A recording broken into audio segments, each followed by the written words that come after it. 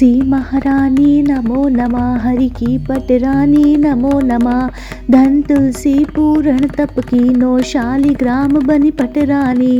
जागे मंत्र मंजीरी, कोमल श्रीपति कमल चरण लपटानी। धूप दीप नैवेद्य आरती, पुष्प की वर्षा बरसानी। 56 भोग 3600 व्यंजन, बिन तुलसी हरि एक न मानी। सभी सखी मैंने तेरो, यश गावे भक्ति दान दीजे महारानी। नमो नमो तुलसी महारानी, नमो नमो तुलसी महारानी। तुलसी महारानी नमो नमो। कार्तिक मास महात्म कथा अध्याय 33। दया दृष्टि कर हृदय में भव भक्ति उपजाओ। 33वां अध्याय लिखो, कृपा दृष्टि बरसाओ। सूत जी ने कहा, इस प्रकार अपनी अत्यंत प्रिय सत्यभामा को यह कथा सुनाकर भगवान श्री कृष्ण संध्या उपासना करने के लिए माता के घर में गए। यह कार्तिक मास का व्रत भगवान विष्णु को अति प्रिय था तथा भक्ति प्रदान करने वाला भी था। पहला रात्रि जागरण, दूसरा प्रातःकाल का स्नान, तीसरा तुलसी वट चिंतन, चौथा उद्यापन और पांचवा दीपदान। यह 5 कर्म भगवान विष्णु को प्रसन्न करने वाले हैं, इसलिए इनका पालन अवश्य करना चाहिए। ऋषि बोले, भगवान विष्णु को प्रिय अधिक फल की प्राप्ति कराने वाले, शरीर के प्रत्येक अंग को प्रसन्न करने वाले कार्तिक महात्म्य आपने हमें बताया है। यह मोक्ष की कामना करने वालों तथा भोग की इच्छा रखने वाले मनुष्य को यह व्रत अवश्य ही करना चाहिए। इसके अतिरिक्त हम आपसे एक बात पूछना चाहते हैं कि यदि कार्तिक मास का व्रत करने वाला मनुष्य किसी संकट में फंस जाए या वह किसी वन में हो या व्रती किसी रोग से ग्रस्त हो जाए तो उस मनुष्य को कार्तिक व्रत को किस प्रकार करना चाहिए। क्योंकि कार्तिक व्रत भगवान विष्णु को अत्यंत प्रिय है और इसे करने से मुक्ति एवं भक्ति प्राप्त होती है, इसलिए इसे छोड़ना नहीं चाहिए। श्री सूत जी ने इसका उत्तर देते हुए कहा, यदि कार्तिक का व्रत करने वाला मनुष्य किसी संकट में फंस जाए तो वे हिम्मत करके भगवान शंकर या भगवान विष्णु के मंदिर जो भी पास हो उसमें जाकर रात्रि जागरण करे। यदि व्रती घने वन में फंस जाए तो पीपल के वृक्ष के नीचे या तुलसी के वन में जाकर जागरण करे। भगवान विष्णु की प्रतिमा के सामने बैठकर विष्णु जी का कीर्तन करे। ऐसा करने से सहस्त्रों गायों के दान के समान फल की प्राप्ति होती है।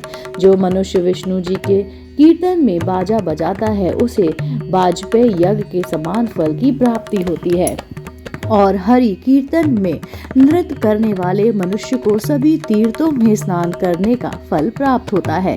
किसी संकट के समय या रोगी हो जाने और जल ना मिल पाने की स्थिति में केवल भगवान विष्णु के नाम मात्र से मार्जन ही कर लेने से उसको भक्ति प्राप्त होती है।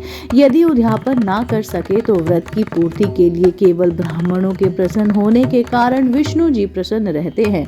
यदि मनुष्य दीप दान करने में असमर्थ हो तो दूसरे की दीप की वायु आदि से भली भांति रक्षा करे। यदि तुलसी का पौधा समीप ना हो तो वैष्णव ब्राह्मण की ही पूजा कर ले, क्योंकि भगवान विष्णु सदैव अपने भक्तों के समीप रहते हैं। इन सब के न होने पर कार्तिक का व्रत करने वाला मनुष्य ब्राह्मण गौ पीपल और वट वृक्ष की श्रद्धा पूर्वक सेवा करे। शौनक आदि ऋषि बोले, आपने गौ तथा ब्राह्मणों के समान पीपल और वट वृक्षों को बताया है और सभी वृक्षों में पीपल तथा वट वृक्ष को ही श्रेष्ठ कहा है, इसका कारण बताइए। सूत जी बोले, पीपल भगवान विष्णु का और वट भगवान शिव का स्वरूप होता है। पलाश ब्रह्म जी के अंश से उत्पन्न हुआ है। जो कार्तिक मास में उसके पत्तल में भोजन करता है वह भगवान विष्णु के लोक में जाता है।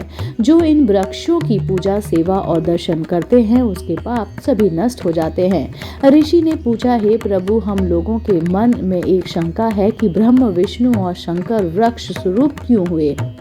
कृपया आप हमारी इस शंका का निवारण कीजिए। सूत जी बोले, प्राचीन काल में भगवान शिव तथा माता पार्वती विहार कर रहे थे। उस समय उनके विहार में विघ्न उपस्थित करने के उद्देश्य से अग्निदेव ब्राह्मण का रूप धारण करके वहां पर पहुंच गए।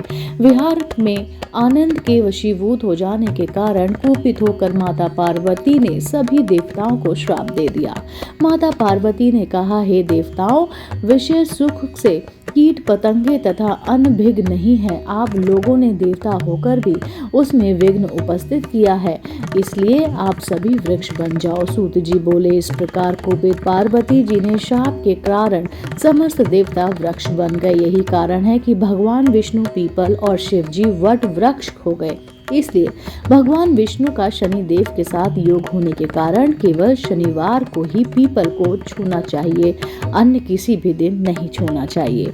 इसी के साथ कार्तिक मास महात्म कथा अध्याय 33वां यहीं पर समाप्त होता है। इसका अगला भाग सुनने के लिए आप जुड़े रहिए आपके अपने पसंदीदा YouTube चैनल आध्यात्मिक कहानी से।